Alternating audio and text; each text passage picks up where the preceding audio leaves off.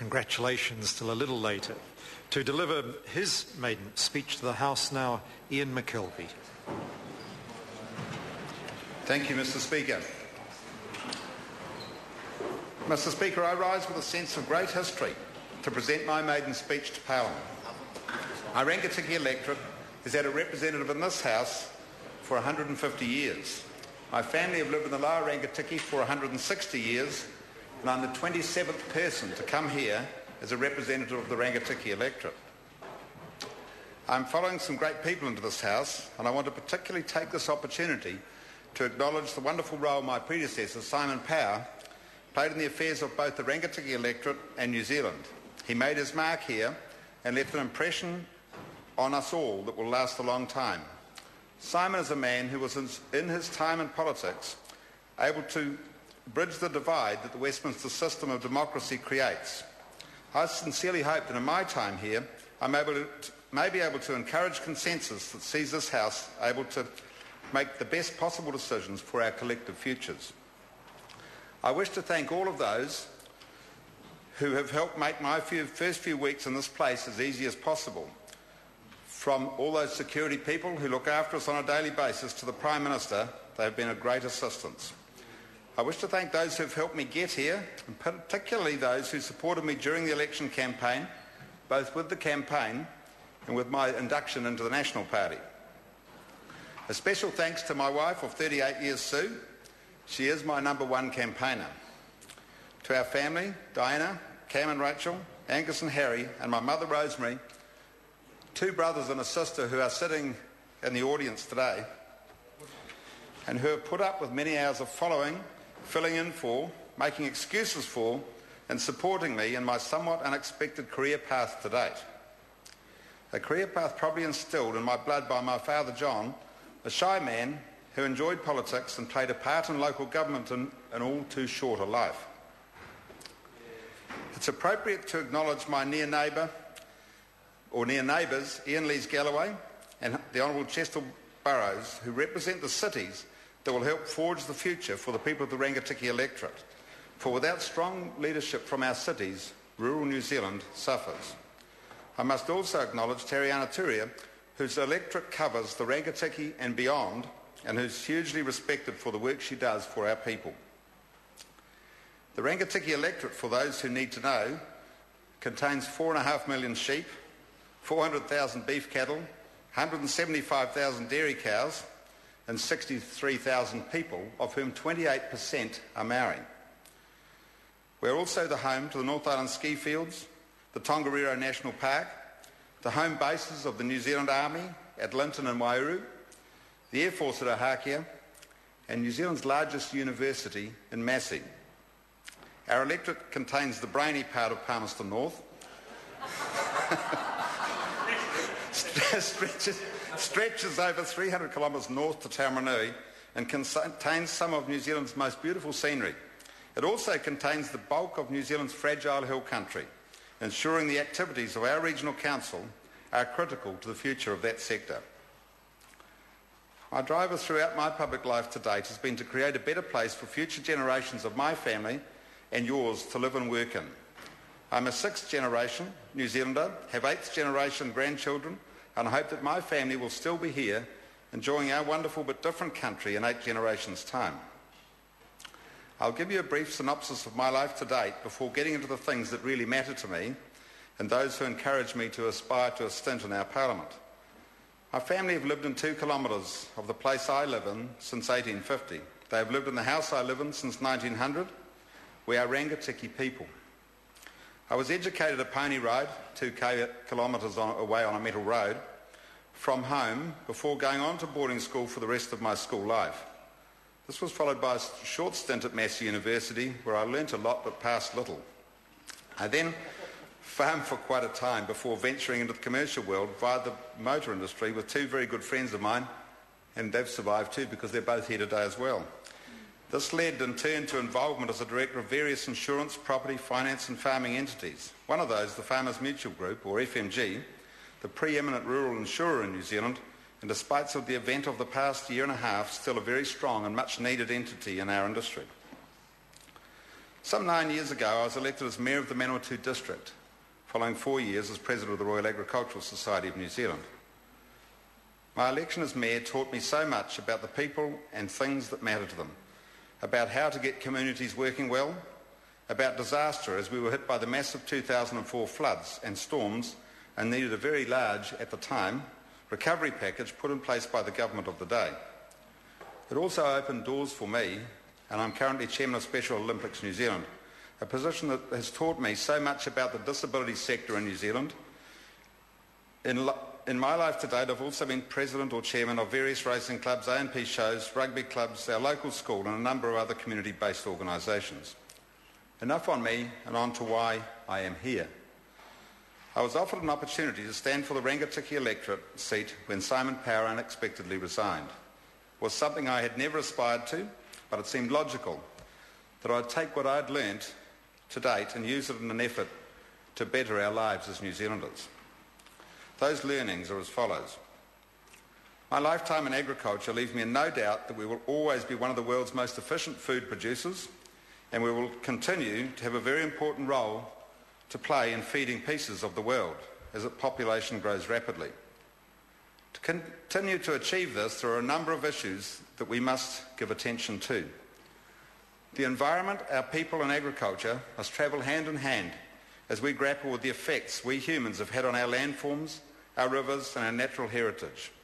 Ecological sustainability is the key to the future of agriculture and our economic fortunes. Whether dealing with genetic engineering, the ETS, particularly related to the food production sector, or to the environment, we must use the very best science available to us to resolve these matters. They must be resolved expeditiously, and it's vital for our country's future well-being that we invest heavily in this area. Agriculture in New Zealand has had a financial battering over the past decade and must be treated carefully or it could still fail us. It needs nurturing, not with cash, but with sensible, well-trained policy. Agriculture in recent years in New Zealand has not had a sufficient level of profitability to reinvest in its future through science and innovation. I'm delighted to see the government taking action in this area and look forward to the sector being able to play its part as well. Whilst on agriculture, I want to make a plea for us not to encourage, through suspect policy, the planting of pine trees on land that can be used for food production. Pine trees are difficult to eat, and they're certainly difficult to get income out of as well. I also urge you, as a Parliament, to give time and thought to our equine industry. We are good at horses. It's international in almost every sphere of equine activity, and it has great potential if nurtured in the correct manner. The horse, particularly through the racing and breeding industry, is a very large employer in this country, and I've yet to see a robot riding one, Mark Toddick's side, or a computer mucking out a stable. Encouraging the equine sector to work with each other in a unified manner could boost this sector significantly as an export earner. Rural New Zealand, its towns and its people are very important to our futures, and we must endeavour to keep people living throughout our country. It's not in the national interest to push our population north. We must encourage people to live in our small rural towns and on our farms. To do this, we must carefully consider the ramifications of much of our policy making, as often small changes can improve the lot of those people dramatically. And I refer particularly to the manner in which telecommunications, electricity, education, health, law and order and transport services are delivered to rural New Zealand. An example of that is the poor supply of electricity to parts of New Zealand, and it's a major inhibitor to economic growth, with a number of areas in my electorate not having sufficient supply to enable new cowsheds or irrigation schemes to operate efficiently. Part of the reason for this has been a lack of sufficient land use planning throughout our history, really, a factor that must be corrected. Another factor that's easy to overlook, but a very important factor in an electorate like the Rangitikei, is the time our children spend on the school bus. And 2 to 3 hours a day is not uncommon in my electorate, hence the ferociousness with which rural communities defend their small schools. Briefly on the matter of our broader economy, and a topic that I think we need to have some serious discussion on, and that is our poor understanding of risk, how to evaluate it and how to manage it. This is one of the factors behind the increase in cost of local government to our community, to businesses as well, and is driven to some extent by our interpretation of the Building Act, the RMA, occupational safety and health, among others. Without capacity to understand, manage and utilise risk, businesses struggle to expand. Most of the great businesses of the world took significant calculated risk to grow. I don't believe we should take anything for granted in life. I don't think we have any rights in life, property or otherwise. We must earn them.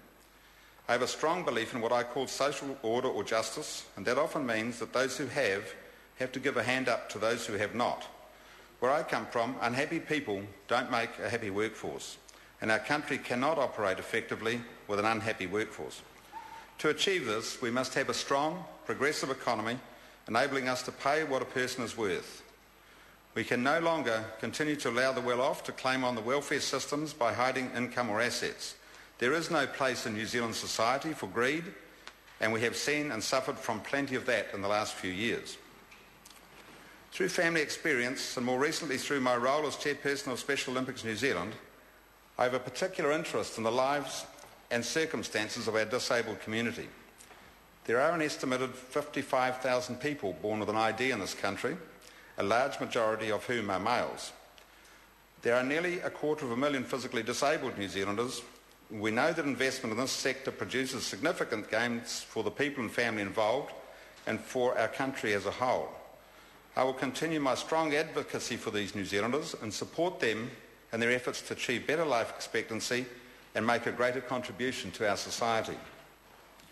Sport and recreation is one of the gems in life. Without it, we do not survive, and we must continue to encourage young and old alike to participate in all levels of physical activity. To do this, some key changes are needed to our traditional thinking around sporting infrastructure. We need diverse climate-immune facilities. We need to be able to provide easy access for people who wish to exercise from home, for example, walking, biking, boarding. I call it door-to-door exercise, and to achieve this, our communities must be safe, our infrastructure must be safe, well-planned and well-maintained.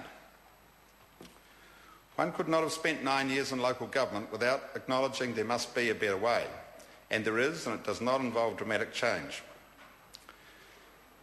In past years, local government has struggled with the costs of implementing legislation passed on to them by central government. A good deal of it came care of the stringent but expansive conditions placed on councils by the Local Government Act 2002. There are, at the same time, many talented and able people doing a wonderful job in what is a complex and very demanding sector. I can only commend the Prime Minister for elevating local government, the local government portfolio, to an important place in Cabinet, and I think it's the first time I recall it being in Cabinet for some years, and wish Minister Smith all the best as he confronts the many challenges that lie before local authorities throughout New Zealand. In this country, we are seriously testing our talented people resources by the number of governance bodies we have created.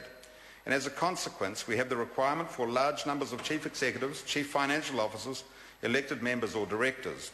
Many of these are becoming specialised positions, often prescribed by law, and we need to ensure we use our talented people to the best possible advantage. We should also bear in mind that letters after one's name are not necessarily a prerequisite for success in life. There is no question that the further we spread the talent pool in New Zealand, the lesser the talent we have available. I am in awe of this place and its history, but was surprised on opening day when Parliament emptied out as our leaders spoke. Whatever our political persuasion, we owe each other the common courtesy of at least listening once in relative calmness. You cannot fool the people. Respect and common old good manners are still valued by most in this country, and they watch us closely through our friends, the media. Mr. Speaker, members, people are everything in life. Without each other, we are nothing. No matter what race, creed, sex, age or ability, mental or physical, everyone in this wonderful country must be cared for and encouraged to achieve their best. There is no left and right in good health, educational opportunity, having work or violence to one another. To achieve this, we must have inclusive government and take the people with us. I'm a great believer in protocol and tradition, and it puts some order and discipline in our lives. On that basis, Mr. Speaker, I wish to congratulate you and your team of deputies on your appointments. And whilst I'm absolutely sincere in this, it does remind me a little of dropping off a leg of lamb for the banker. Mr. Speaker, Mr. Speaker, fellow members of this great establishment, despite being written off as being too old and not expected to shine by some Australian tip sheet,